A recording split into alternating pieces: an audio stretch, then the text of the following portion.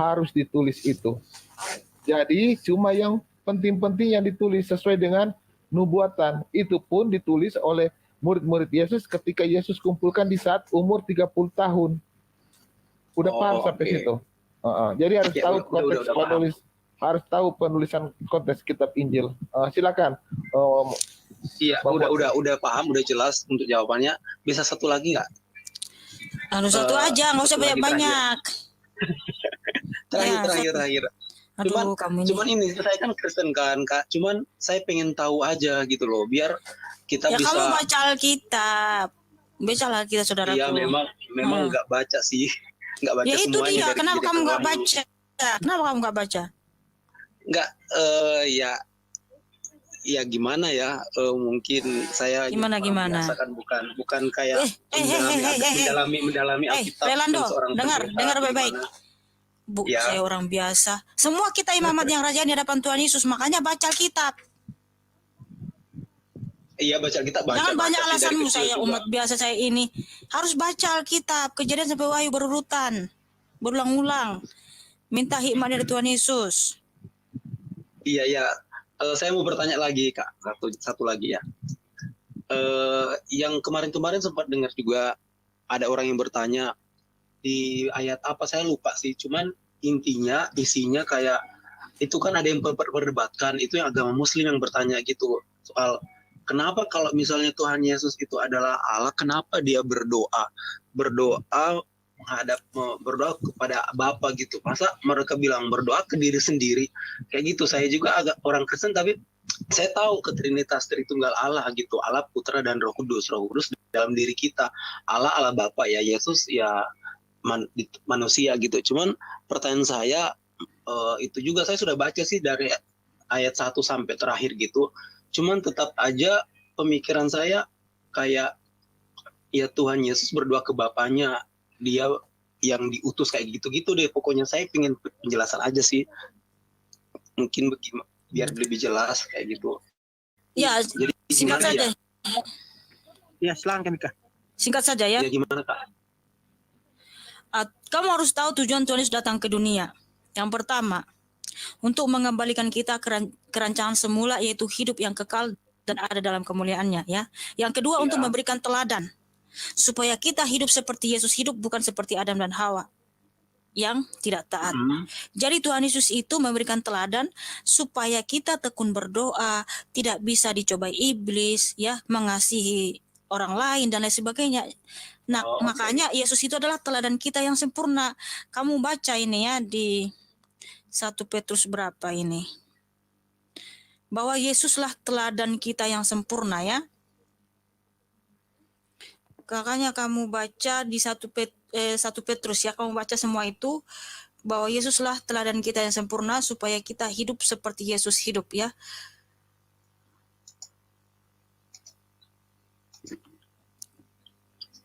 Jadi pada waktu dia berdoa itu, Salman itu dia gimana ya? Maksudnya berdoa ke siapa? Oke.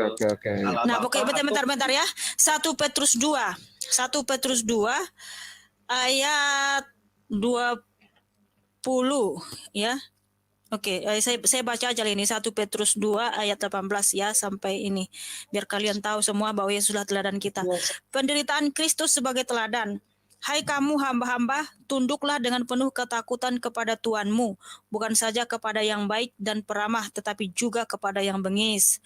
Sebab adalah kasih karunia jika seorang karena sadar akan kehendak Allah menanggung penderitaan yang tidak harus ia tanggung. Sebab dapatkah disebut pujian jika kamu menderita pukulan karena kamu berbuat dosa? Tetapi jika kamu berbuat baik dan karena itu kamu harus menderita, maka itu adalah kasih karunia pada Allah.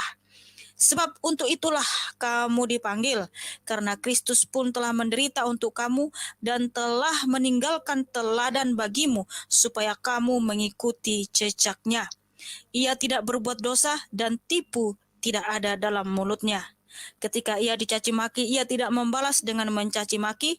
Ketika ia menderita, ia tidak mengancam, tetapi ia menyerahkannya kepada Dia yang menghakimi dengan adil. Ia sendiri telah memikul dosa kita di dalam tubuhnya di kayu salib, supaya kita yang telah mati terhadap dosa hidup untuk kebenaran. oleh bilur-bilurnya kamu telah sembuh. Sebab dahulu kamu sesat seperti domba, tetapi sekarang kamu telah kembali kepada gembala dan pemelihara jiwamu. Ya, jadi Kristus telah meninggalkan teladan buat kita, baik dari segi penderitaan, dari sebab kasihnya, dari tekun berdoanya dan selain sebagainya ya. Makanya Tuhan Yesus adalah teladan yang sempurna. Ikutilah jejaknya ya. Seperti itu Rolando. Saya kira Iya, udah oke, jelas. ya, makasih. Ya. Iya, oke, makasih ya. Ya.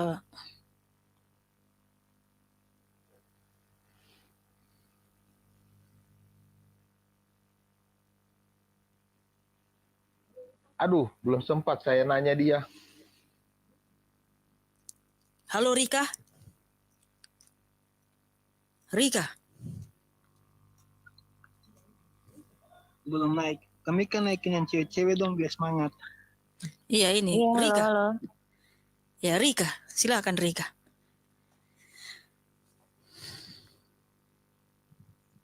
Iya. Ini saya mau tanya ya, kalau Yesus itu kan anak ya. Nah, bapaknya kan Bapak Allah, kata kalian. Maksudnya Anak- kata umat Nasrani. Nah, Anak kenapa itu dia nggak nyembah? istilah. Bentar dulu Bang Billy selesai dulu dia bertanya. Oke, udah benerin. Ya. Hmm. Kenapa enggak nyembah Bapak aja? Kenapa nyembah anak?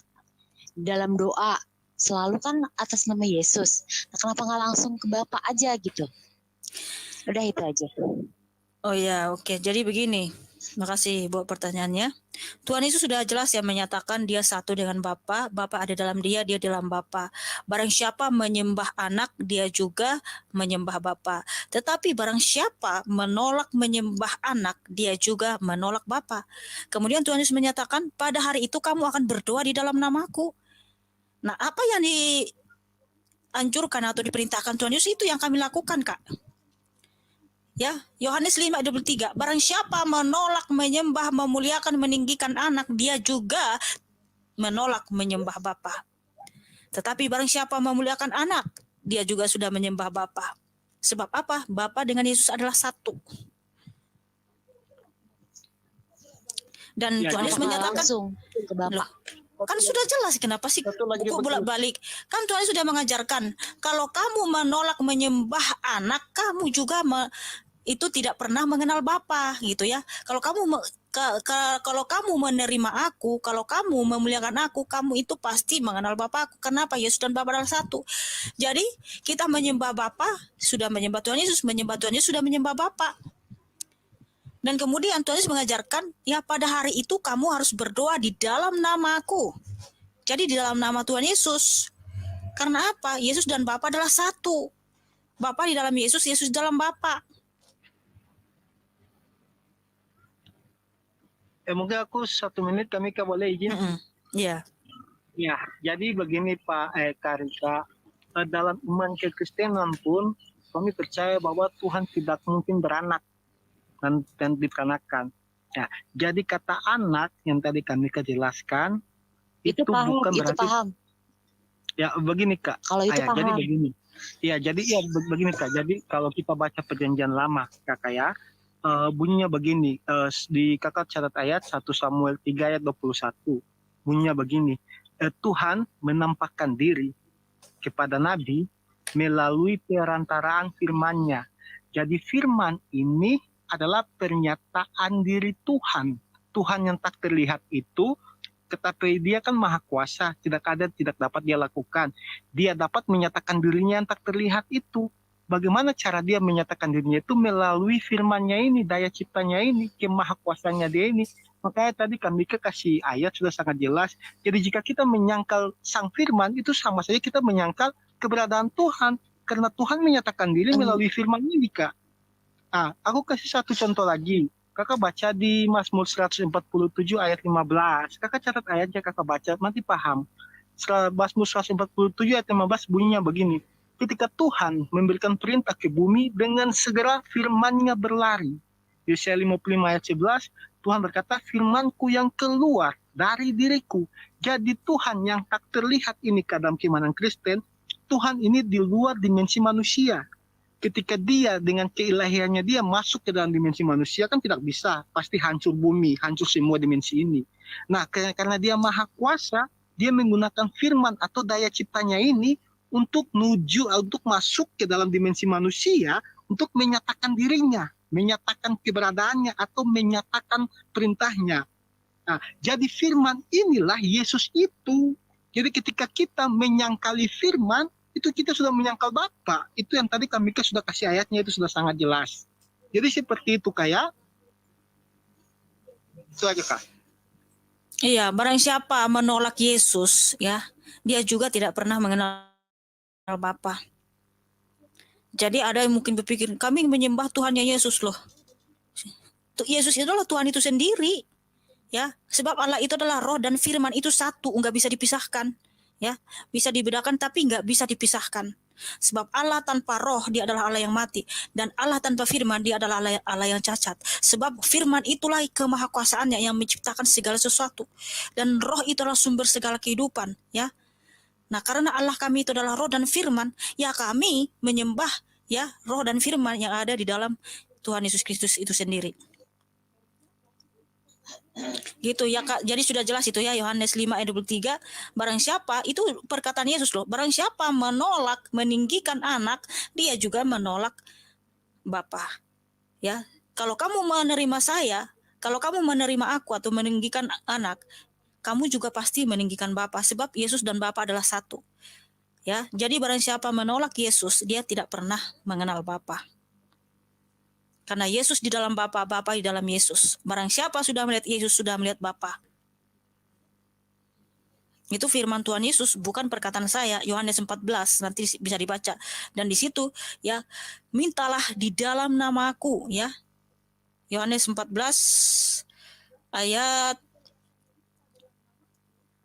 13, ya. Dan apa juga yang kamu minta dalam namaku, aku akan melakukannya, supaya Bapa dipermuliakan di dalam anak. Jika kamu meminta sesuatu kepadaku dalam namaku, aku akan melakukannya. Jadi, Yesus dan Bapa adalah satu. Ya seperti itu Kak.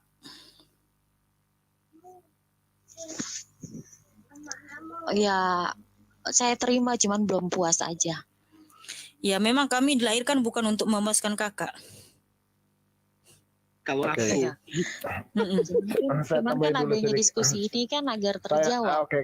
Saya tambahin Ya dulu kan? sedikit. Jadi, yang Nggak usah ditambahin. Nggak usah. Iya. Mau tambah Ya rancu. udah jelas, ya udah jelas tadi itu. Mau tambah rancu. Oke Kakak Rika, ada lagi yang mau ditanya Sudah Kakak saya Rika? terima, walaupun sudah puas. terima seutuhnya dong.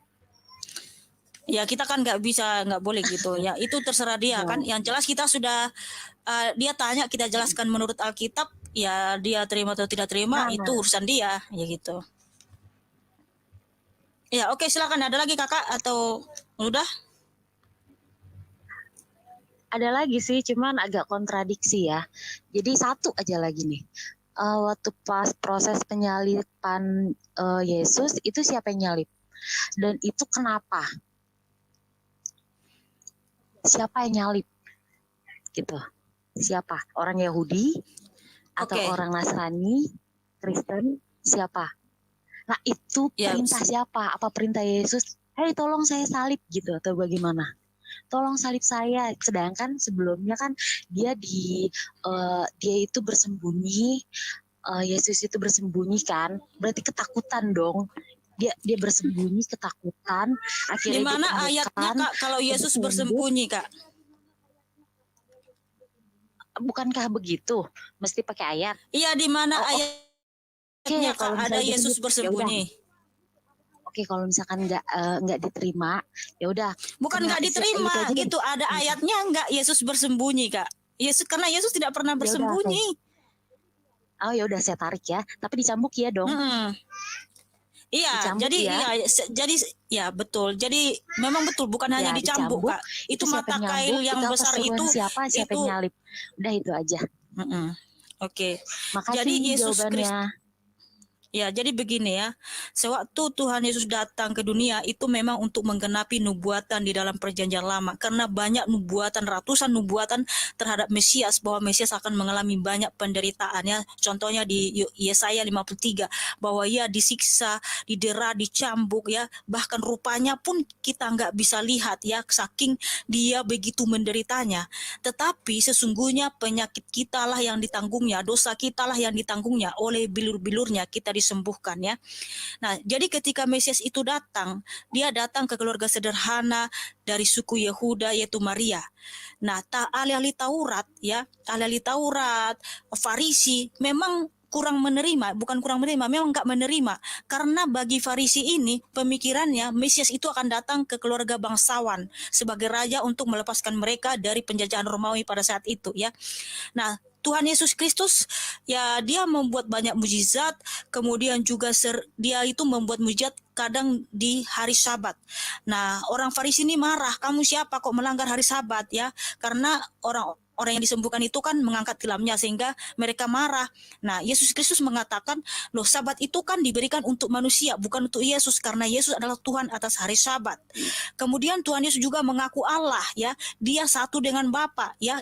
Dia menyebut, kalau menyebut Bapakku berarti dia mengaku Allah itu sendiri. Itu tradisi Yahudi. Makanya Farisi mengatakan, loh kamu siapa? Kamu hanya seorang manusia saja, kok kamu menghujat Allah? Kamu menyamakan diri dengan Allah. Jadi orang Farisi, ahli Taurat, imam kepala lah yang berusaha menangkap Yesus ya. Jadi puncaknya itu di Taman Getsemani ya. Ketika dia ditangkap di Taman Getsemani, kemudian diadili sama ahli-ahli Taurat dan imam kepala ya. Di sini puncaknya saya baca ya dalilnya.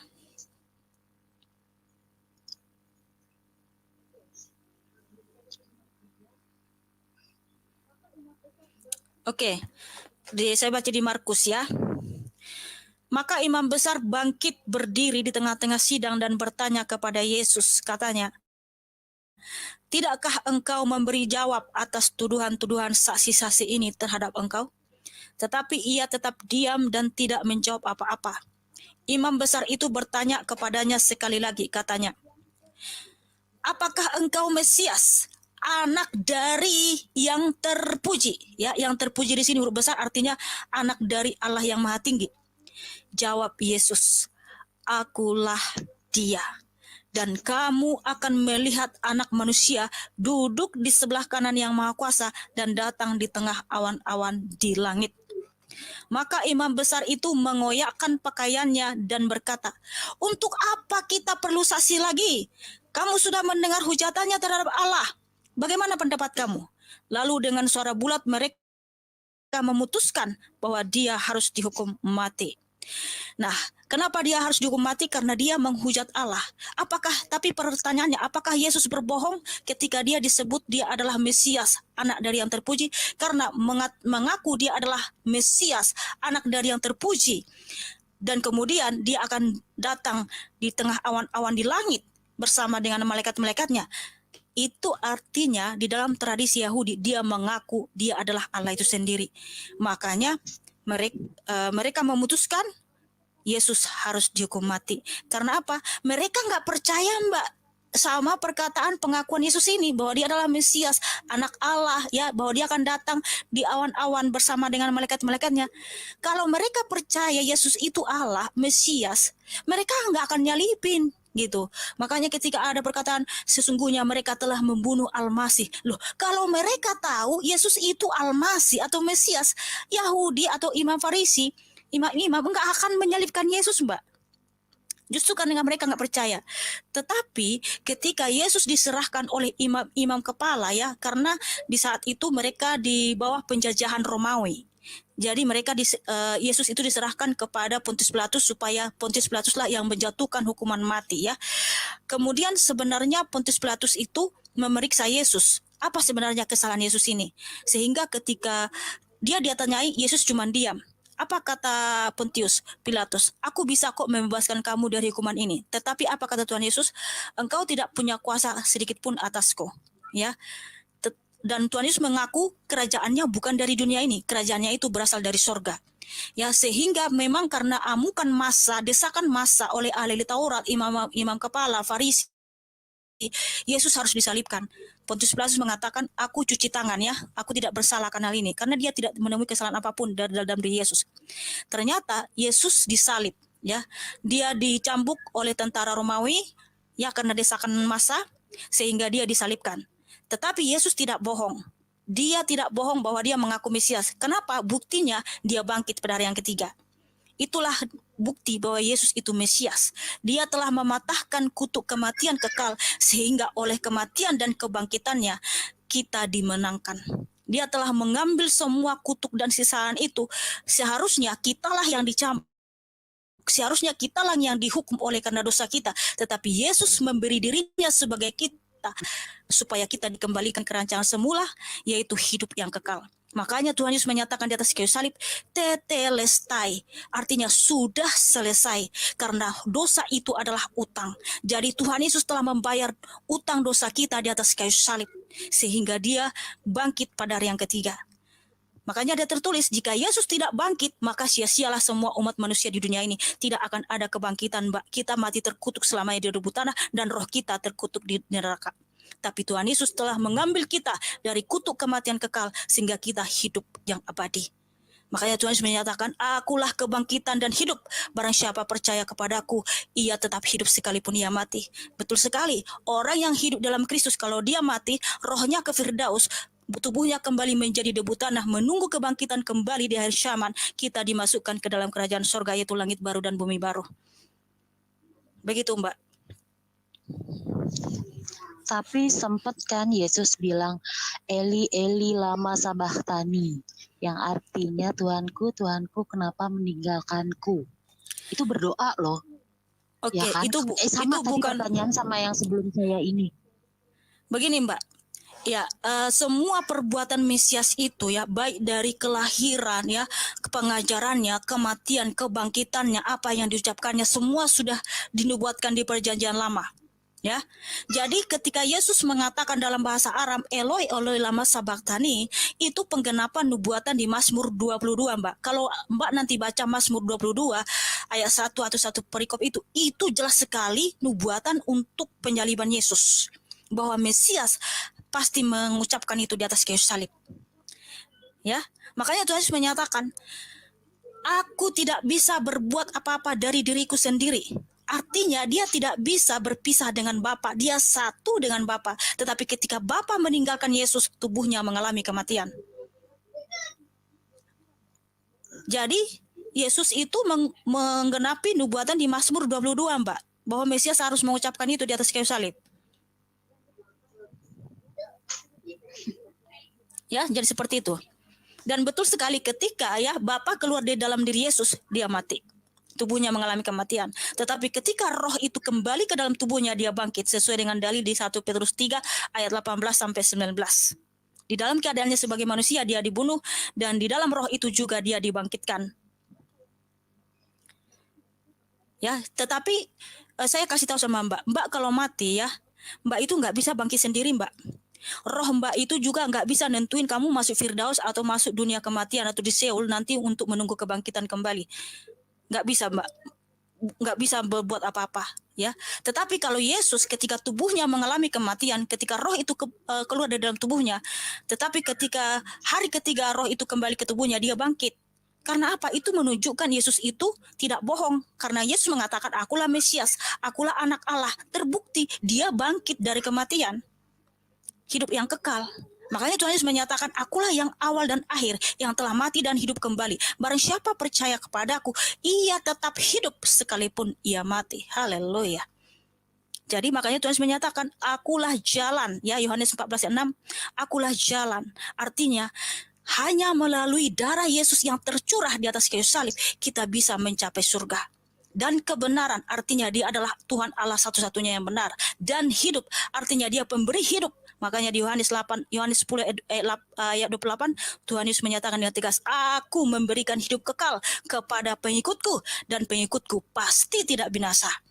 dan tidak seorang pun yang datang kepada Bapa, ya Bapa di sini melingkupi kerajaan surga kalau tidak melalui aku. Jadi tidak bisa kita masuk surga tanpa Tuhan Yesus Kristus. Itu maksudnya Mbak Rika. Ya, saya rasa itu sudah cukup ya untuk menjawab pertanyaan Kak Rika.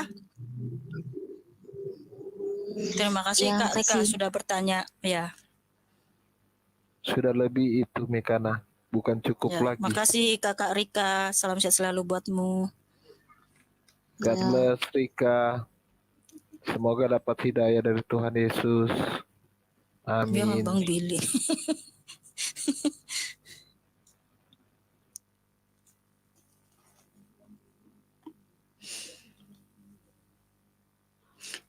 Nanti kamu dibilang ini loh, ngajak nih si Bang Billy katanya. Hai Kak Mika, suaraku udah kedengeran ya? Ya, sudah dengar kedengaran. banget, Bang. Silakan, Mbak. Langsung semangat nih semua chat Aku yang ini. dari tadi spam, maaf ya Kak Mika. Sebelumnya, boleh Iya. perkenalan dulu nggak? Aku Islam. Iya. Islam tapi nggak yang Islam banget ya Allah, astagfirullahaladzim. Aku Sama-sama. Kristen. Sama-sama saling belajar. Oh ya, sebelumnya aku nggak ingin di sini nanti marah-marah ya Mbak Kak Mika, soalnya lagi nggak nyari kebenaran dan kesalahan. Sebelumnya yang kutanyain, apakah agama yang diajarkan Isa itu mengenal Muhammad? Aduh. Gak tahu kami Isa Yesus maksudnya. Iya, begini Kak cantik. Pertanyaan Kakak, apakah Yesus mengajarkan tentang Muhammad? Oke, saya akan Yesus mengajarkan tentang Muhammad. Oke, saya akan doubling. Kok feedbacknya? Ah. Kayaknya si Cece ini keluar dari aplikasi enggak? Tes 1 2 3, tes 1 2 3. Oh, enggak lagi. Oke, Silakan. Mosat begini, jangan Kakak. gugup. Ya, akan saya berikan jawabannya, tapi ini dalil Alkitab Kakak ya. Dalil Alkitab. Karena Kakak bertanya apakah Yesus bercerita tentang Nabi Muhammad. Memang apakah kebenaran kadang-kadang menyakitkan Kak. Jadi Kakak catat ayatnya. Yeremia 3 ayat 2. Itu bahkan telah ditulis ribuan tahun jauh sebelum Yesus turun ke dalam dunia menjadi manusia. Jadi di Yeremia 3 ayat 2 bunyinya begini, bahwa nabi palsu berasal dari Arab dan suka bersinah. Nah, dikonfirmasi lagi di 2 Petrus 2 ayat 1 sampai 4 bahwa sang nabi palsu ini akan melakukan pengajaran-pengajaran sesat yang menyangkal Tuhan telah melakukan penebusan. Ya, jadi saya sudah kasih aja kayak 3 ayat aja. Dan yang terakhir, Yeremia 23 Kakak baca, sang nabi palsu ini Tuhan akan membuat dia mati dengan cara diracun. Nah, jadi dari 3 ayat ini kita lihat ciri-cirinya. Ya, kita sebagai orang berakal dan berhikmat ya pasti tahu ya menuju ke siapa. Jadi kalau memang ada yang mengatakan Oh Apa my yang dibuat? lord, ya itu ya Kakak cantik. hati-hati silakan, ya. Itu Kenapa di nggak ditambah perjanjian lama ulangan 4 atau- ayat 28? Sekalian Mosat ulangan 4 ayat 28 ditulis juga. Nanti terguncang kakaknya, jadi 3 aja Nggak Kak. apa-apa, nggak apa-apa. Ini aku tidak pada agamaku, tidak pada agama siapapun. Aku ini ya sudut pandangnya general. Itu tadi di perjanjian lama atau di perjanjian baru Kak? Lama dan baru. Jadi yang begini Kak, ini Kakak catat ayat ya. Yeremia 3 ayat 2 perjanjian lama, nabi palsu berasal dari Arab dan suka bersinah. Perjanjian lama lagi, Yeremia 23, Kakak baca aja, situ 1 pasal. Nah, nabi palsu ini akan mati dengan cara diracun. Nah, Aduh. kita ke perjanjian baru aja. Aku kasih 3 aja biar nggak terguncang. Perjanjian baru, 2 Petrus 2 ayat 1 sampai 3 Kakak, itu menyatakan nabi palsu ini akan melakukan pengajaran yang menyesatkan, yaitu menyangkal penebusan yang dilakukan oleh Tuhan. Dan ayatnya yang keempat mengatakan begini, yang di dalam goa itu bukanlah Tuhan, tetapi malaikat-malaikat berdosa atau iblis. Jadi yang ngomong menerima wahyu dalam goa itu bukan dari Tuhan, itu dari iblis. Itu di ayat keempatnya. Karena kalau dalam Alkitab ada seorang nabi yang pernah di dalam goa. Itu Nabi Elia, tetapi ketika Tuhan berfirman, Tuhan menyuruh dia keluar dari dalam goa dulu, baru Tuhan berfirman. Jadi tidak pernah Tuhan berfirman dalam goa, tempatnya malaikat-malaikat pendosa atau iblis. Ya sudah dicatat ayatnya kayak, nanti kakak pelajari aja. Ya, nggak apa-apa. Oke, oke, oke. Tapi kan, maaf ya Kak, aku di situ kan juga tidak tertuliskan ya atas nama nabi siapa dan bla bla bla. Bener-bener masih simpang siur. Tuh, Ya, tapi memang di tidak- dalam Alkitab begini, ya, oke Mojat. Di dalam Alkitab memang sudah dinubuatkan Mbak dalam Perjanjian Lama dan Perjanjian Baru. Memang Alkitab itu tidak pernah menyebutkan nama ini, nama itu. Tapi yang jelas Tuhan sudah memperingati kita ya, bahwa nanti akan muncul nabi-nabi palsu, guru-guru palsu yang menyangkal penebusan di atas kayu salib ya, yaitu yang tertulis di 2 Petrus 2 ayat 1 gitu. Jadi kalau ini boleh sepil agamaku nggak Kak? Boleh, boleh. Ya, agamaku. Jadi kalau dari sudut pandang agamaku, mungkin kakak-kakak juga udah tahu ya. Kalau di Islam itu tidak ada struktural yang 3 komponen tadi. Kita di sini cuma adanya satu, yaitu Tuhan. Mungkin Tuhan kita sama sih Kak, Allah dan Allah gitu aja ya, cuma beda pelafalan aja. Cuman kalau saya pikir-pikir, ini hanya sebatas perkara pemimpin. Istilahnya kayak di Indonesia, pada zamannya kakak itu zaman SBY. Nah, jadi ajaran-ajarannya mungkin ya kurang lebih sama seperti yang diatur, yang dilaksanakan aturan-aturan SBY. Sedangkan ajaran-ajaran itu kan setelah Nabi Isa ya, setelah Isa, ajaran Nabi Muhammad yang itu udah ribuan tahun setelahnya. Di situ ada ajaran-ajaran terbaru, yaitu ajaran Islam. Yang dimana ajaran ini kalau di presiden ini Pak Jokowi, katakanlah kayak gitu. Nah, jadi kalau ngomong salah tidaknya, aku juga nggak tahu ya Kak yang gimana. Karena aku kalau beragama itu beranggap pada value, bukan pada salah atau benar. Menurutku value yang benar yang mana, ajaran yang benar yang mana. Ajaran-ajaran itu kan ada akidah-akidah kayak dilarang ini, dilarang itu, dilarang bla bla bla. Nah, ini kita bisa menangkap value dari masing-masing agama kita. Kalau aku sih nangkepnya gitu sih Kak. Jadi aku juga nggak nyalahin agama Kristen salah, agama Islam salah gitu, enggak. Oke, tapi gini Mbak Cece, bentar. Tadi kamu Boleh. bilang, ya dari pernyataanmu ini banyak yang tidak benar ya, salah. Menurut saya, menurut Alkitab salah. Karena tadi kamu bilang Tuhan kita atau Allah kita itu sama, ya hanya pemimpinnya aja yang beda gitu kan. Mungkin pemimpin kalian kan Muhammad, pemimpin kami Yesus kan gitu. Menurutmu gitu, saya paham itu. Kamu mau menunjukkan gitu. Nah, tapi saya mau meluruskan ya pernyataanmu itu bahwa Tuhan kita nggak sama Mbak. Ya, Tuhan yang kita sembah itu sama, nggak sama, beda sekali. Jadi Allah yang tertulis dalam Alkitab itu bukan Allah Subhanahu wa taala, Mbak. Ya. Tetapi sebelum Islam lahir di abad ke-6 dan ke-7 atau ke abad ke-6 lah ya. Orang Kristen sudah menyebut Yesus itu Allahnya. Ya. Yesuslah Allah kami. Dan Allah ini bukan nama, Mbak. Dia itu gelar ya. Sebab Allah-Allah di dunia ini pun banyak, itu menurut Alkitab.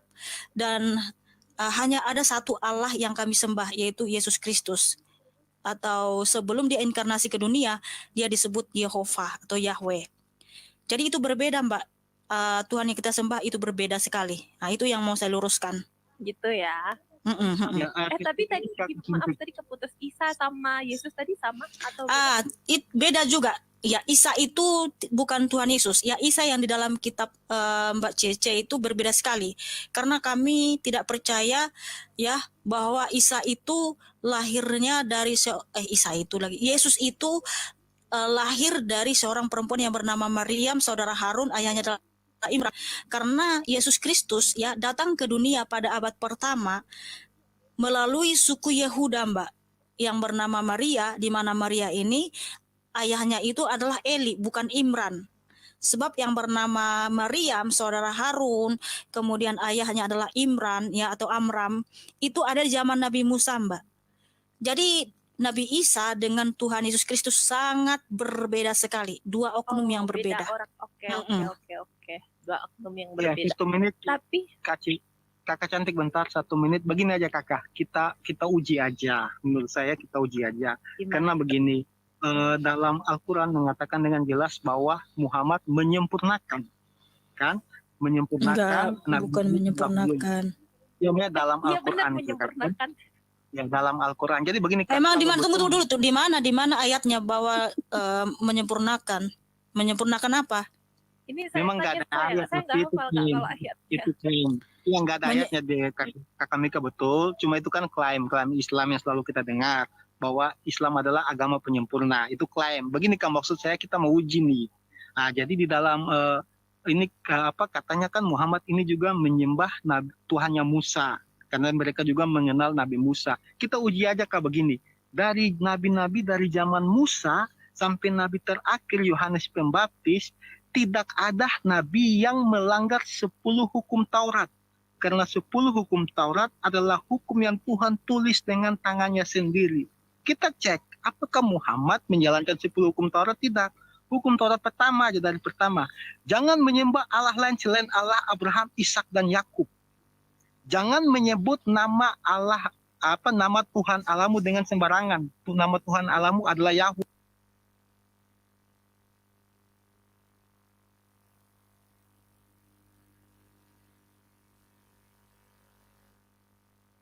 Nama Tuhan Allahmu adalah Yahweh. Hukum kedua, ya kita lompat-lompat aja kayak di dalam hukum Taurat. Ingatlah dan kuduskanlah hari Sabat. Nah, kenapa Muslim tidak menguduskan hari Sabat, malah hari Jumat? Nah, hukum Taurat ke-9 aku kasih lagi. Janganlah kamu mengingini istri sesamamu. Nah, kenapa malah Tuhan menyuruh Muhammad kawini Zainab, istri anak angkatnya Muhammad? Jadi ini sudah sangat berbeda, Kak.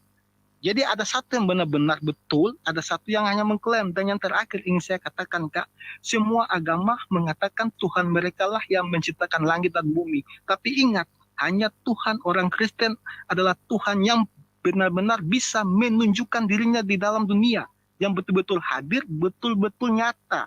Karena kalau saya mengatakan kepada kakak cantik, aku lagi pelihara domba bertanduk 20 berkepala 3. Kakak pasti tidak akan percaya, kecuali kakak lihat dengan nyata. Nah, bagaimana kakak bisa percaya Tuhan itu ada kalau Tuhannya yang Maha Kuasa tidak bisa menyatakan dirinya kepada kakak yang cantik ini? Ya, itu dari saya. Oke. Boleh sih masuk. Masuk Kak. Oke. Saya tambahin dulu 1 menit. 1 menit. Saya Boleh. tambahin. Jadi begini. Gimana? Allah yang disembah, ya. Kalau merujuk jangan ada padamu Allah lain tadi yang disampaikan oleh saudara Moser tadi tentang 10 hukum Taurat Musa itu ada mengatakan jangan ada padamu Allah lain. Kita uji. Para nabi menyembah yang dikenal dengan Allah bangsa Allah Bani Israel. Benar tidak? Oke? Nah, sedangkan Nabi Anda itu menyembah Allah mana? Coba dibuka dulu surat kamu, surat 27 ayat 91. Dibaca kalau ada ayatnya. Saya nggak akan baca itu. Bisa nggak dibacakan surat 27 ayat 91? Ini nanya saya Kak. Kalau Iyalah. ini gini, kalau ajaran saya nggak hafal surat-suratnya ya. Saya nggak hafal 30 juz. Enggak, saya nggak bisa hafal. Kalau bisa dibaca surat 27 ayat 91. Karena yang disembah oleh para nabi adalah Allah bangsa Israel. Tetapi kan yang bangsa disembah Israel. Oke, kita Iya. kayaknya punya sudut pandang sendiri-sendiri ya. Kalau- Kalau di enggak, yang di dalam Al-Qur'an juga di dalam surat Yunus 90 diperkuat juga Allah Bani Israel. Makanya saya justru menghadap kepada ayat-ayat Anda. Coba Anda buka surat 27 ayat 91. Atau terserah mau surat Yunus ayat 90 juga bisa dibaca, silakan dibaca. Oke, Mm. nanti ya Kak ya. Oke, supaya Anda tahu mana Allah Bani Israel dan mana Allah yang disembah oleh Nabi Anda. Yang disembah oleh Nabi Anda itu dalam surat 27 ayat 91. Emang Tidak. Allah yang aku sembah beda di mana Kak? Maksudnya bukan Allah gitu aja ya? Enggak, baca aja Allah dulu. gitu aja ya? Dibaca dulu biar kamu bisa paham. Karena saya tidak bisa menafsirkan ayat kamu.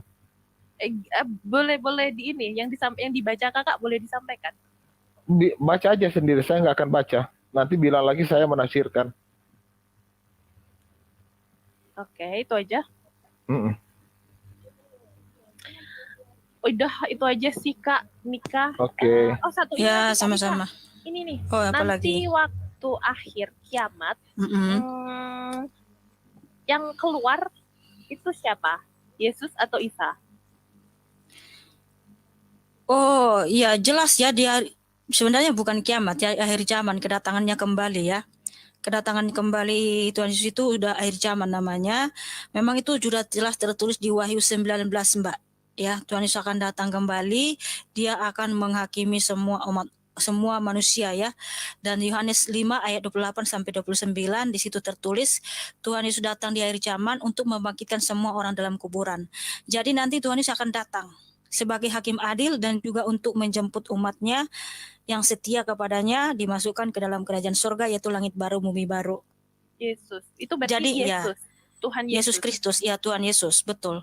Jadi dia akan datang sebagai hakim adil dan dia akan menyatakan diri ya di sini ya. Saya baca di Wahyu 19. Lalu aku melihat surga terbuka. Sesungguhnya ada seekor kuda putih dan ia yang menungganginya bernama yang setia dan yang benar. Ia menghakimi dan berperang dengan adil.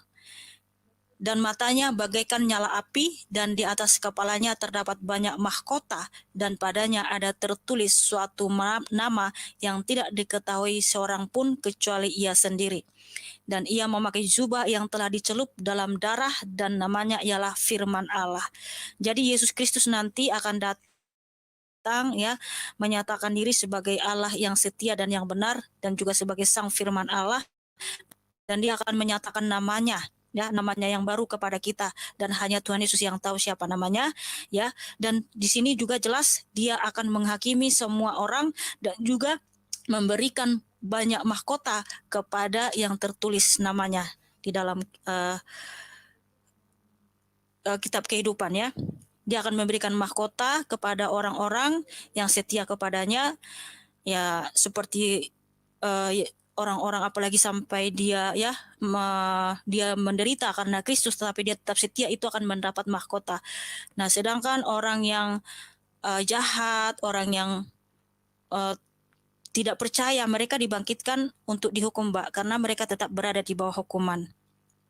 Dan Tuhan Yesus tidak datang, Mbak, minta maaf, tidak datang untuk bunuh babi dan matain salib. Ya, Bagaimana, tapi Tuhan Yesus akan ya, berarti karena gini. Maaf Kak Mika, langsung aja ya. Waktu nanti hari kiamat berarti yang datang Tuhan Yesus, bukan Nabi Isa, bukan ya? Ya, di dalam iman Kristen itu yang datang itu Tuhan Yesus, Mbak. Tuhan Yesus, oke. Terus kalau yang disalib, mohon maaf, patung itu Yesus atau Nabi Isa? Aduh. dalam kekristenan tidak menerima yang namanya Isa. Oke, berarti Yesus. Yesus. Iya, Tuhan Yesus, Tuhan Yesus, Mbak. Iya. Ini saya bukan, kalau gini, kalau ada patung, ya contohnya kalau ada patung nih buat salib Yesus, itu seni, Mbak. Ini itu seni, Mbak. Jadi kita tidak pernah menyembah. Tuhan Yesus kok jadi bergender gitu? Oh, gini, waktu Tuhan Yesus datang ke dunia memang dia ada gendernya ya, laki-laki. Karena apa? Karena Kristuslah kepala kita ya. Dan Tuhan Yesus itu nggak datang sebagai perempuan. Karena apa? Karena yang diciptakan pertama sekali kan laki-laki, Adam. Jadi Yesus itu Adam Sama kedua, Hawa. Mbak. Sama Hawa Iya, dong. iya sama Hawa. Tapi kan Adam dulu yang pertama diciptain, bukan Hawa yang pertama. Sih, kalau itu. Saya kurang tahu. Oh iya, kalau di dalam kalau dalam Alkitab jelas ya seperti apa cara penciptaan Adam itu jelas ya. Dan kemudian setelah Adam diciptakan barulah Hawa ya. Hawa itu kan kita itu kan diciptakan dari laki-laki ya, diambil dari bagian laki-laki gitu.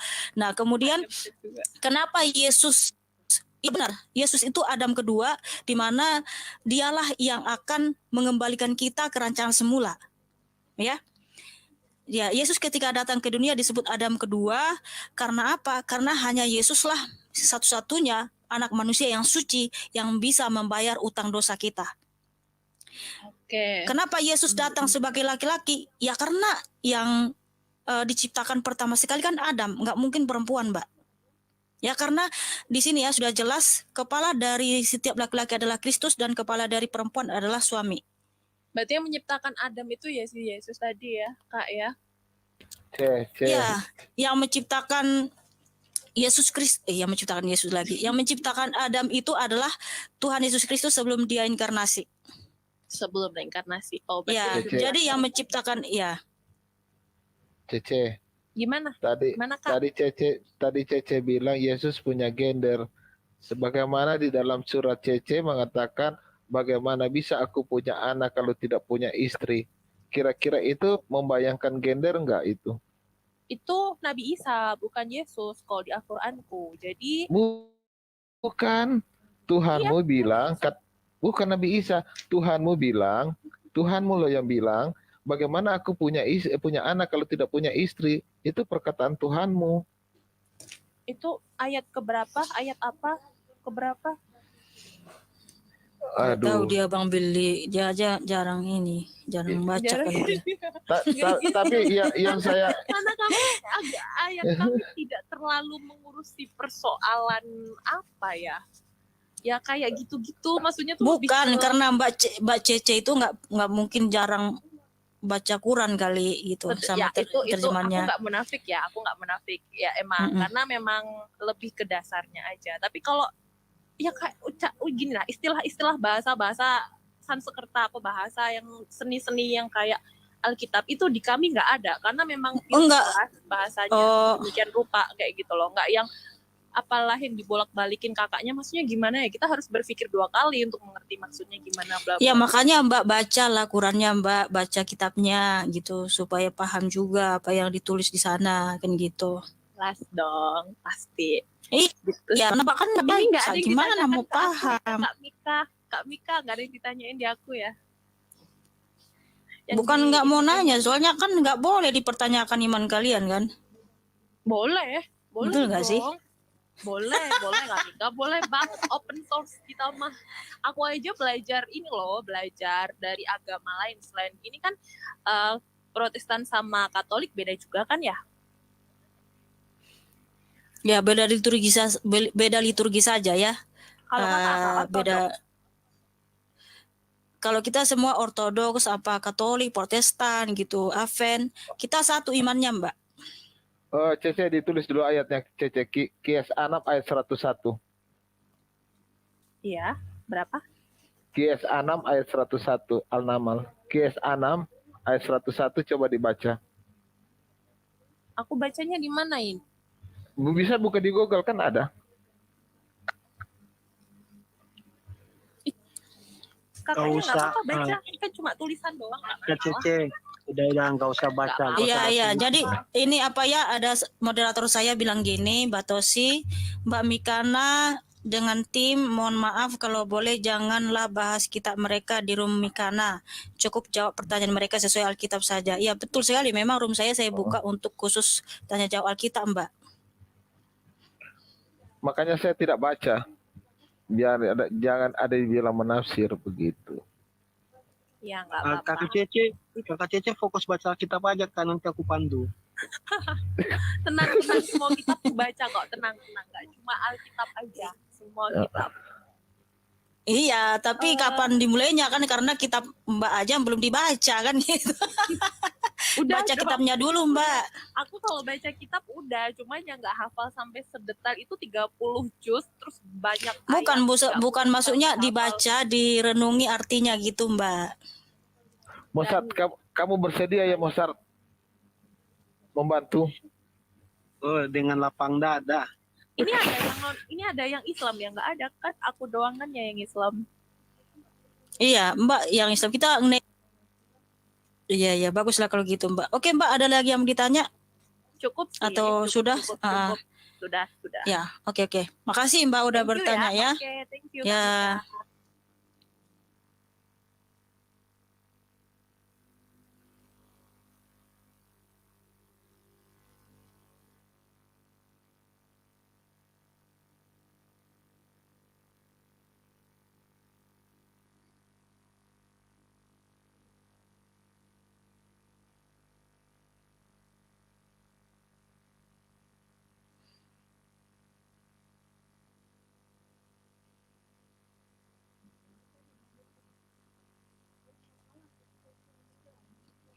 Mika. Kemana tadi Bang Billy tuh?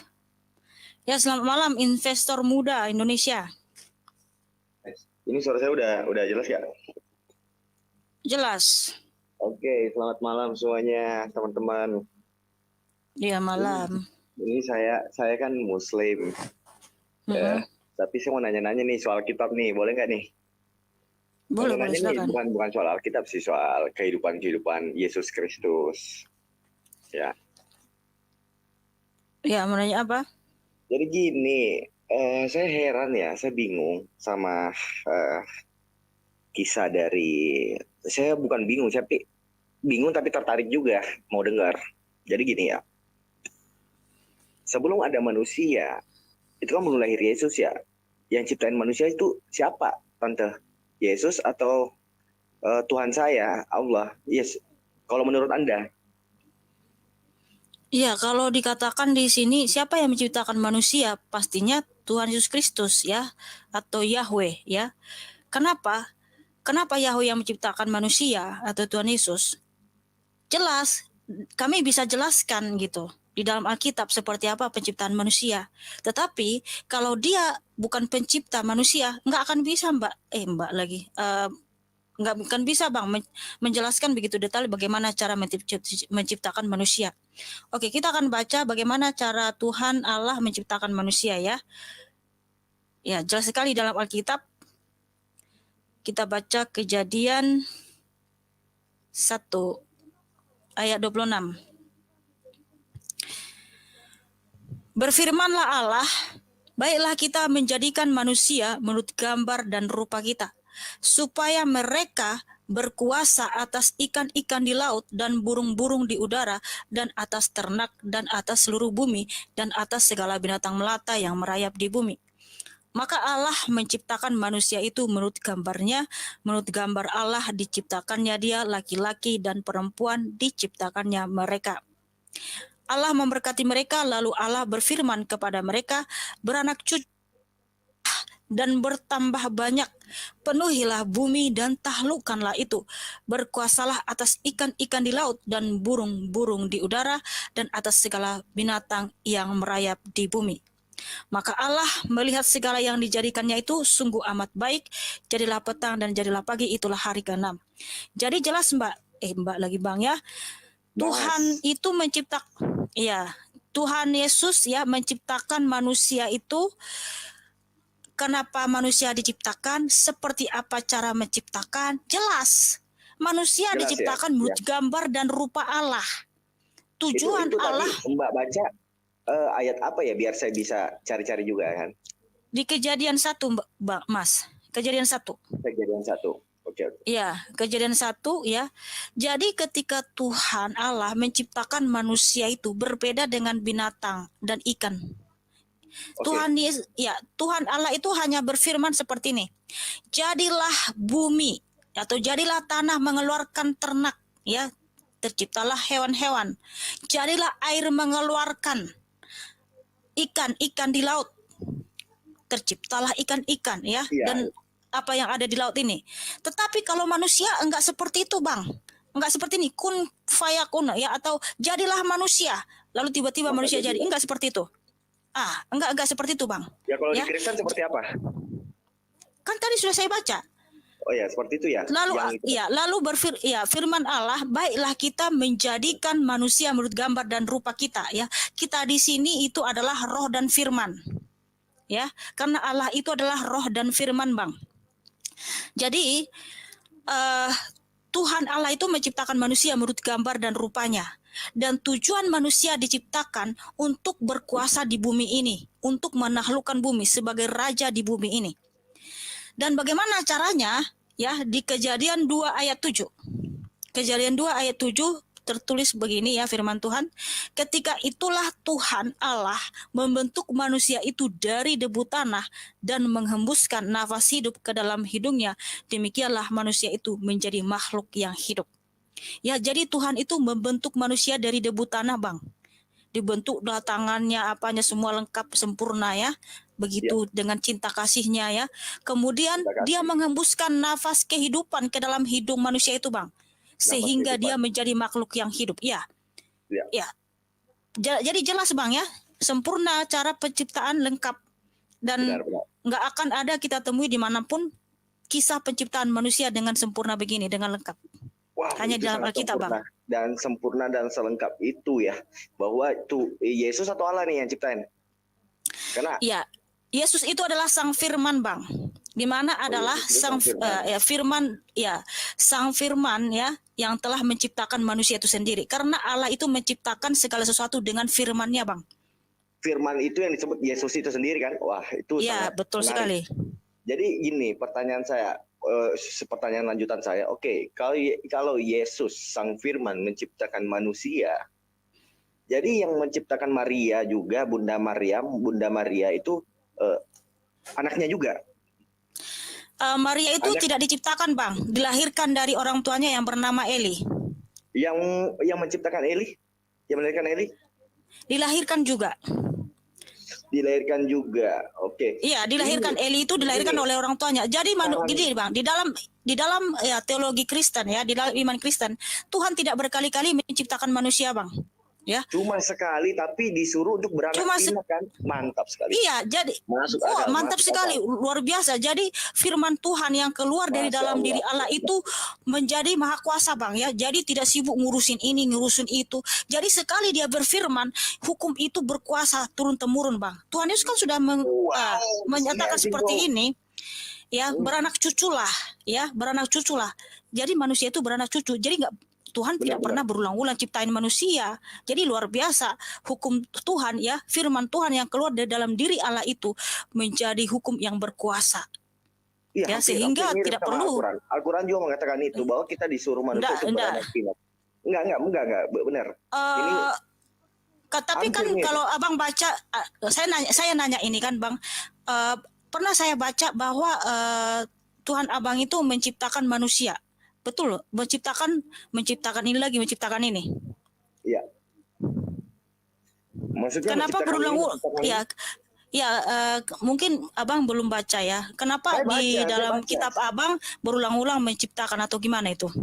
Enggak, satu kali aja. Allah menciptakan Nabi Adam, dan Nabi Adam turun ke bumi untuk menjadi khalifah, dan dia disuruh beranak pinak. Hampir mirip lah dengan agama-agama Anda kan. Ajaran-ajaran yang ada di Alkitab hampir mirip. Jadi Allah itu tidak menciptakan manusia. Ya, di mana, Bang? Mungkin saya pengen tahu juga di mana ayatnya, Bang, bahwa di sini beranak cuculah dan penuhilah bumi. Ada nggak? Coba kan Ibu tadi bilang Allah saya menciptakan berapa kali manusia. Itu coba mana buktinya? Kan Ibu yang bilang sendiri. Bukan, ya saya bertanya ya, apakah itu berarti berapa kali menciptakan? Ibu tadi bilang Allah saya menciptakan banyak manusia. Yang mana buktinya? Kalau Allah saya banyak menciptakan berapa kali manusia? Enggak lah.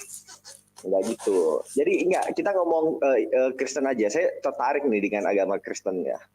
Jujur saya semua kisah-kisah Yesus itu saya dalami sekarang. Kan saya sekarang, tapi kalau saya lihat kok Isa lebih bagus ya. Lebih lurus lah. Lurus lah kulihat. Gitu, Mbak. Oke, Bang, boleh nanti baca ini, saya bertanya ya, bukan menyimpulkan. QS 23 ayat 42 menciptakan umat yang lain gitu. Berarti Allah itu berapa kali menciptakan manusia, Bang? Ya, itu kan menciptakan umat, bukan menciptakan manusia. Saya nggak tahu. Umat itu diciptakan dengan cara apa, Bang? Saya nggak tahu. Makanya saya niatnya mau tanya Kristen, bukan mau jawab soal pertanyaan Islam. Makanya saya nggak tahu. Bukan gini, Bang. Kalau Abang bertanya tentang Alkitab, bertanya saja, Bang, gitu. Jangan dikomparasikan. Kalau dikomparasikan kita jadi bertanya jadinya. Oke, benar. Ya, oke. Jadi karena saya bilang tadi seperti ini. Oh, lalu Abang bilang, oh, di Al-Qur'an juga gitu. Makanya kan saya tanya. Ya, benar. Oke. Oke, bentar lah. Tadi ada pertanyaan saya lupa nih. Apa nih, Mbak ya? Itu? Ini Bang Musad nggak ngomong-ngomong nih. Iya, dilanjut dulu, Pak. Jadi emang di dalam Alkitab itu jelas sempurna ya, cara Tuhan menciptakan manusia itu seperti apa jelas. Nabi Muhammad turun tuh penyempurna, Mbak. Jadi penyempurna apa, Bang? Belum terlalu lengkap karena udah penyempurna apa, Bang? Manusia. Jawab dulu, penyempurna apa? Di mana ayatnya, Bang? Di mana ayatnya, Bang? Nggak tahu, saya dengarnya cuma di ceramah doang. Kalau ayat-ayat saya nggak paham. Oh, berarti Iya. berarti hanya klaim kosong gitu. Iya, mungkin kayak gitu, klaim kosong. Hmm. Mm-mm. Tapi kok gini ya, saya dengar ya, Tuhan Yesus waktu disalib itu dia sempat berdoa ya. Itu kok bisa Tuhan berdoa sama dirinya sendiri? Bisa dijawab nggak? Ini pertanyaan dasar sih. Mungkin kalian udah bisa jawab, tapi saya belum. Pertama saya bilang saya masuk sini tertarik dengan agama Anda, itu aja. Iya, jadi begini Pak, saya tambahkan saja, di kayu salib itu tidak ada perkataan Yesus berdoa. Itu adalah 7 perkataan Yesus yang mungkin yang Bapak maksud adalah perkataan Yesus bahasa Arab, Eli Eli lama sabachthani. Dan asal Bapak ketahui, kata Eli Eli lama sabachthani itu bukan baru pernah dikatakan Yesus di kayu salib. Bapak bisa cari Google sekarang, itu adalah nyanyian pujian Daud yang berjudul Rusa nyanyi. Rusa di Yesus kayu disalib salib. Ini saja mungkin Mojat, kita langsung jawab singkat aja. Jadi ketika Yesus menyatakan Eli Eloi Eloi lama sabachthani ya bahasa Aram, itu penggenapan di nubuatan Mazmur 22 Bang. Itu memang penggenapan di Mazmur 22 bahwa di situ Yesus akan disalib ya, Mesias disalib dan juga Mesias akan mengucapkan kata-kata itu. Maksudnya Ya, Yesus itu menyanyi atau berdoa waktu disalib? Bukan, Yesus itu mengucapkan kata-kata itu ya penggenapan dari nubuatan di Mazmur 22. Oh iya, satu lagi nih, kan kata Yesus Kristus ya. Yesus Kristus kalau dia udah penebusan dosa berarti umat Kristen udah, kalau misalnya buat dosa udah kehapus dong. Di mana ada ayatnya Bang kalau buat dosa kehapus? Itu kan penebusan dosa. Itu kan Yesus katanya disalib. Makanya saya tanya, katanya Yesus disalib untuk penebusan dosa untuk umat-umatnya. Apa benar kalau saya jadi Kristen nantinya, misalnya nih saya mencuri nih ya di bank, tapi saya udah Kristen nih, berarti saya udah nggak berdosa dong? Yesus yang tanggung dong, gitu. Saya hamilin anak orang gitu kan? Gimana tuh? Iya, kalau kamu hamilin anak orang, ya kamu tanggung jawab Bang. Kalau kamu nggak tanggung jawab, kamu dipenjarakan. Mana Yesus menanggung itu? Terus ngapain Yesus disalib kok gitu? Ya, jadi kita harus tahu ya, karena ya Yesus itu apa yang ditebus di atas kayu salib, yaitu utang dosa kita, utang nyawa, di mana manusia mengalami kematian ya. Jadi kutuk kematian kekal yang ditebus Tuhan Yesus ya. So, ya kita baca di Roma 5 ya.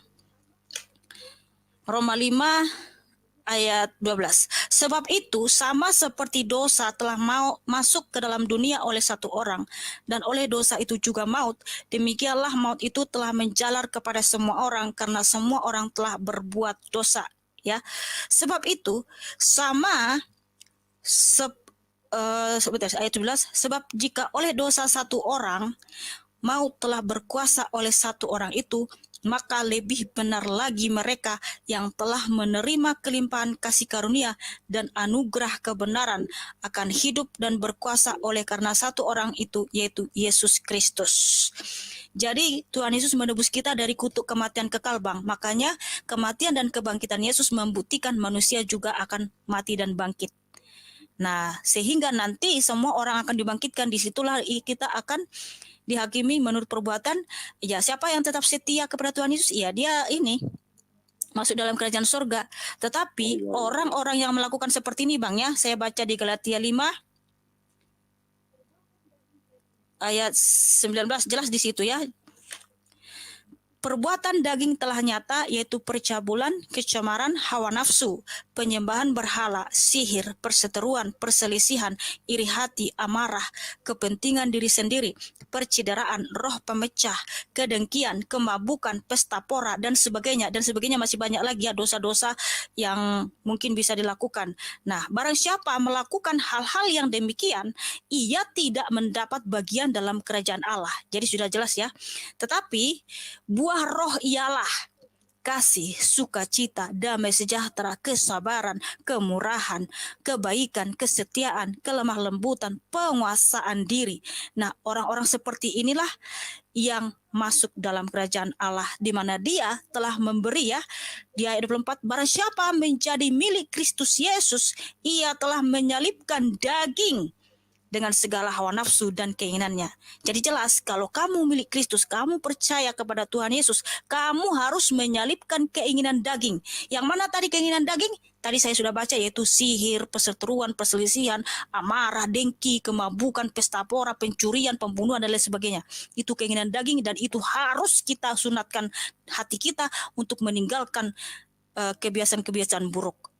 Jadi kita harus membuktikan, Bang, kalau kita mengatakan aku percaya kepada Yesus Kristus, Dia adalah Tuhan dan Juru Selamatku, buktikan mana buah dari imanmu kamu beriman kepada Tuhan Yesus.